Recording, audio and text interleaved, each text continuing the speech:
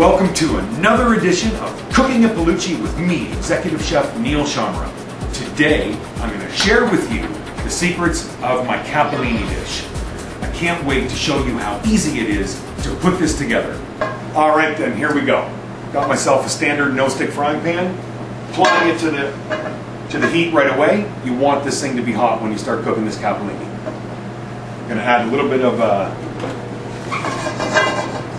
canola oil to the pan, about 2 tablespoons.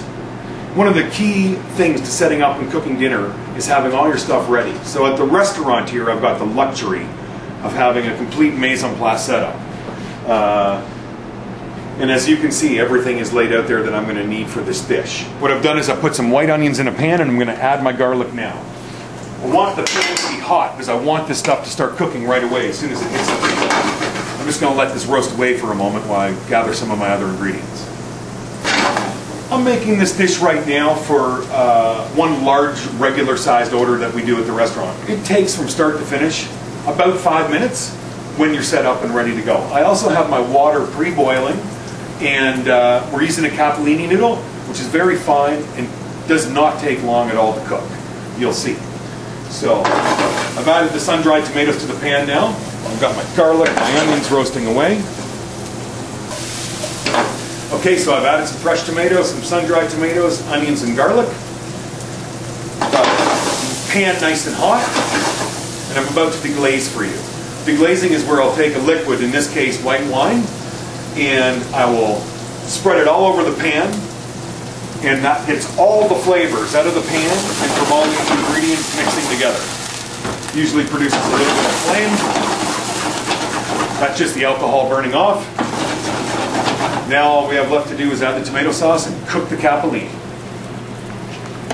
So now we're going to add a little bit of tomato sauce. Back to the pan. Okay, I've got a theory on how to prepare Capellini because it's often a pasta you can cook way too much of and be left. For one person, I usually put the Capellini tight in my hand, get it to be about the size of a nickel. Okay, if it's the size of a nickel, that's about enough for one person. Dropping it in the water, salted water, already boiling. Always have to add your pasta to boiling water. You can see how quickly it's cooking. We'll let this go for a little bit. Sauce is simmering nicely. Going to remove that from the heat for a moment. Add a touch of sea salt. Once around with some black pepper. And for the pasta now. Giving this an occasional stir just to keep it moving so it won't stick together. Okay, I'm going to put my pasta sauce back on. It's still really hot. I'm just going to put it back on the flame. Pasta is done. Perfect. Took a little piece out. Just a perfect amount of snap to it still. I'm going to give it one more pinch of salt right on the pasta as it comes out. I'm just going to mix it all together. And we're good. Look at this. Go back to the bowl. All right, we're ready to plate it. As you can see, pasta's done. One thing I like to do with my pastas, give them a little height, is as I'm putting it on the plate, give it a little quarter turn twist. Take the next pile, put it on top, give it another quarter turn twist. Then, whoops, lost that one. Now, slowly bring the sauce down, let it drape all over the dish. Some of you have probably seen this one before. What I've got is my goat cheese here. Take it off and just slowly crumple it all over the pasta. One of the things about this dish I really love is using a different cheese with this pasta. So with the sun-dried tomatoes, the tomato sauce, the crispness of the fresh tomatoes that are in there, it just blends together, and as the goat cheese sits on the plate, it kind of makes its own little world of sauce in there. It's incredible. What I'll normally do is garnish this with some julienne basil,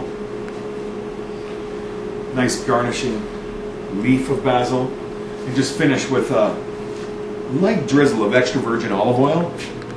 Again, it'll just help everything blend together and adds a great layer of flavor.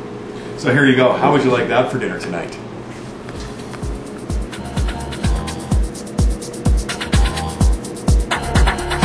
All right, so we've got the dish completed, and I just wanted to highlight some of the tips that I'll let you know. It's all in the setup. If you have your mise en place ready, all your cooking ingredients chopped and ready to go, you can see how quickly this comes together. All right, so this wraps up another episode of Cooking at Pallucci with me, Executive Chef Neil Shamra. If you're ever in Toronto, please look us up on the internet, www.pallucci.ca. There's two things I really like about these episodes. One is I get to share my love for food with you guys at home. The other is I get to have a great lunch. So for me, a little more extra virgin olive oil, one or two more times around with the pepper mill, using a spoon so I don't mess up my white coat, and I'll see you next time. Thanks very much for tuning in.